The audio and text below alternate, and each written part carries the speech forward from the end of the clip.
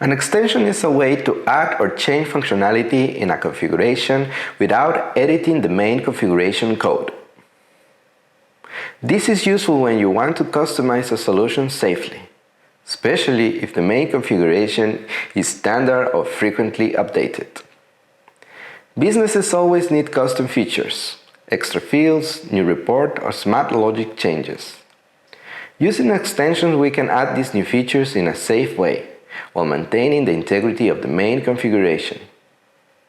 Extensions run on top of the main configuration, which means that we can modify, disable, or delete them, and our configuration will still work as intended. With extensions, it's possible to add new metadata objects like catalogs, documents, and reports. Add attributes and form changes. Add commands and print forms. Override or extend existing functions or procedures in a controlled way. Extensions are created in designer mode.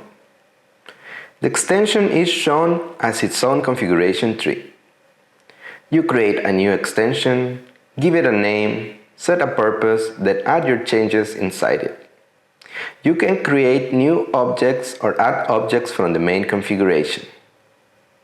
After that, you run the application in 1C Enterprise mode, and the platform applies the extension automatically if it's enabled.